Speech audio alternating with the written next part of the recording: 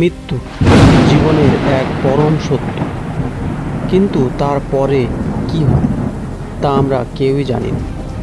আত্মার কিভাবে শরীর ত্যাগ করে, মৃত্যুর পর আত্মার সাথে কি হয়, যমলোকে সে কিভাবে যায়, কোন আত্মা নরকপ্রাপ্তি হয়, কোন আত্মা স্বর্গপ্রাপ্তি হয়, এই সমস্ত কিছুর উত্তর আমরা যদি কোথা থেকে পেতে পারি তা হলো গরুড় পুরাণ।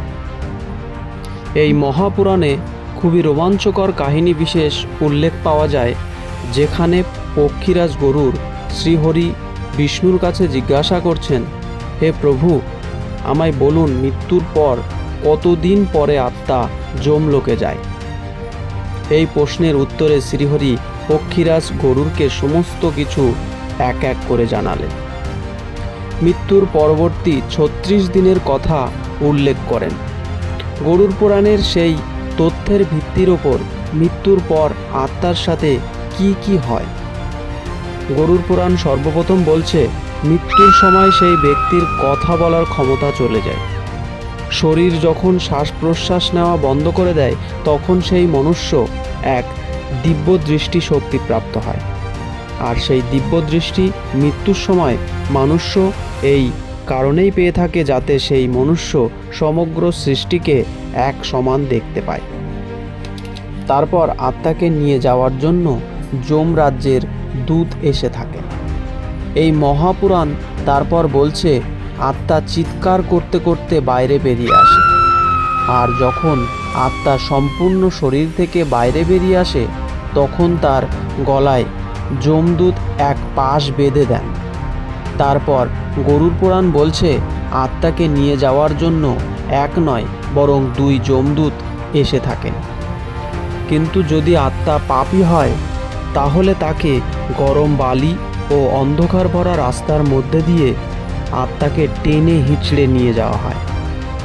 আত্মা যদি পাপী হয়, তাহলে তাকে যমলোকে পৌঁছানোর পর আত্মাকে সেই দিনই আকাশপথ দিয়ে সেই আত্মার ঘরে ছেড়ে দেওয়া হয়। তারপর সে আত্মা তার নিজের চোখে তার নিজের অন্তিম কাজ দেখে। মৃত্যুর ১২ দিন পর্যন্ত সে আত্মা আপনজনের মধ্যে থেকে থাকে। ১৩ দিনে যখন তার পিণ্ডদান দেওয়া হয়ে যায়, তখন যমদূত পুনরায় সে আত্মাকে নিয়ে যাওয়ার জন্য আসেন। কিন্তু তার পরের পরিণতি আত্মার জন্য খুবই কঠিন হয়ে থাকে। গরুড় পুরাণ অনুসারে আত্মা যদি স্বর্গপ্রাপ্তি হয়, তাহলে সেই আত্মার জন্য অনেকটা সহজ হয়ে থাকে। কিন্তু আত্মা যদি পাপী হয় আর নরক প্রাপ্তি ঘটে, তাহলে তাকে বৈতরণী নদী হয়ে যেতে হয়।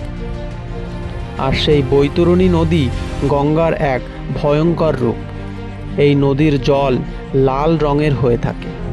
এই নদীতে আগুনের লাভা সহ খুবই ভয়ঙ্কর সব জীব থেকে থাকে। কর্ম অনুসারে আত্মাকে এই নদীর ওপর দিয়ে নিয়ে যাওয়া হয়। আত্মা যদি খুবই পাপী হয়, তাহলে তাকে এই নদীর ওপর দিয়ে টেনে টেনে নিয়ে যাওয়া হয়। আর সেই সময় সেই পাপী আত্মা অনুভব করে তার মৃত্যুর পর যে ১ হাত লম্বা শরীরটি পেয়েছে, সেটা যেন ভয়ঙ্কর সব জীবেরা ছিঁড়ে ছিঁড়ে খামচে কামড়ে কামড়ে খাচ্ছে। তখন সেই আত্মা জোরে জোরে চিৎকার করে কান্না করতে থাকে আর চিন্তা করতে থাকে সে যেসব পাপ কাজগুলো করেছিল। কিন্তু আত্মা যদি একাধিক পাপের মধ্যে অল্প পরিমাণ পুণ্য করে থাকে, তাহলে তখন তাকে বাহন দ্বারা ভবনদী পার করে দেওয়া হয়।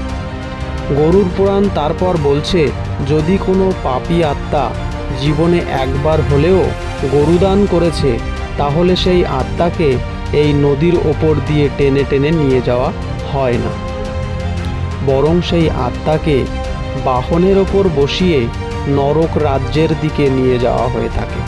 এই হলো মৃত্যুর পরবর্তী ৩৬ দিনের সফর, যার উল্লেখ গরুড় পুরাণে পাওয়া যায়।